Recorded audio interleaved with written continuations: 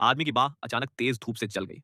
शुरू में उसे लगा यह सिर्फ एक सामान्य गर्मी है, लेकिन उसे क्या पता था कि वायुमंडल में एक बड़ा छेद बन चुका है। सूर्य की किरणें सीधे पृथ्वी की सतह पर पड़ रही थी। जहां भी वे पड़ती, समुद्र का पानी तुरंत उबलने लगता। मछलियां जैसे ही संपर्क में आई वैसे ही उबल कर पक गईं। और भी डरावनी बात यह थी कि यह भयंकर धूप अब गोल्डन गेट ब्रिज की तरफ पड़ रही थी। आदमी भागना चाहता था, लेकिन अब बहुत देर हो चुकी थी। टायर वहीं पिघलकर एक तरल में बदल गए। इस 108,000 टन स्टील से बना हुआ प्रतीकात्मक पुल केवल कुछ ही मिनटों में तेज गर्मी से रुई के समान पिघल गया। मोटे मोटे स्टील के केबल्स एक एक करके टूटने लगे। मजबूत पुल का ढांचा बीच से ही टूट गया।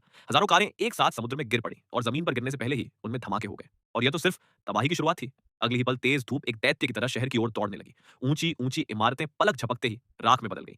एक भयानक गर्म लहर ने पूरी दुनिया को अपनी चपेट में ले लिया। स्टील से बना गोल्डन गेट ब्रिज भी सिर्फ कुछ मिनटों में ढह गया। दुनिया भर में एक साथ विनाशकारी आपदाएं शुरू हो गई और इसकी वजह थी पृथ्वी के कोर का बंद हो जाना, जिससे चुंबकीय क्षेत्र खत्म हो गया और एक श्रृंखलाबद्ध प्रतिक्रिया शुरू हुई। पृथ्वी के कोर को फिर से चालू करने के लिए इंसानों ने सभी संसाधन इकट्ठा किए और एक सुपर स्पेसशिप बनाई जो सीधे पृथ्वी के अंदर जा सकती थी। जल्दी ही कुछ विशेषज्ञ मानवता की आखिरी उम्मीद लेकर यात्रा पर निकले। वे प्रशांत महासागर से होते हुए समुद्र की गहराइयों तक पहुंचे। फिर उन्होंने एक लेजर पल्स गन छोड़ी, जिससे जहाज सफलतापूर्वक पृथ्वी के अंदर घुस गया। लेकिन जब वे 17 किलोमीटर गहराई तक पहुंचे, तब जहाज में अचानक खराबी आ गई और वह चालू नहीं हो पाया। टीम के सदस्यों ने सुरक्षा सूट पहनकर बाहर जाकर जांच शुरू की। पता चला कि एक विशाल क्रिस्टल ड्रिल को फंसा रहा था। वे औजार लेकर उसे काटने लगे, लेकिन तभी एक अप्रत्याशित हादसा हुआ। गर्म लावा अचानक ऊपर से बहकर आने लगा।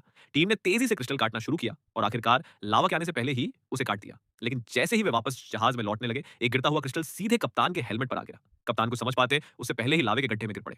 बाकी सदस्यों ने अपने आंसू रोकते हुए फिर से जहाज चालू किया और यात्रा जारी रखी। और 48 घंटे की लगातार खुदाई के बाद वे अंततः पृथ्वी के कोर तक पहुंच गए। निक ने फौरन हर कोने में न्यूक्लियर बम लगाए ताकि विस्फोट की शक्ति से कोर को फिर से चालू किया जा सके। जब सब कुछ तैयार हो गया तो शाओमी ने बटन दबाया, बम तुरंत फट गया और पृथ्वी का कोर फिर से शुरू हो गया। जहाज उस विस्फोट की ताकत से सुपर लाइट स्पीड से ऊपर की ओर चला गया और केवल 3 घंटे में वे पृथ्वी की सतह से निकलकर समुद्र तल पर पहुंच गए। सेना ने तुरंत अपने एयरक्राफ्ट कैरियर से जहाज को बाहर निकाल लिया और इस तरह यह भयंकर संकट समाप्त हो गया। फिल्म यहीं समाप्त होती है। अगली बार फिर मिलेंगे।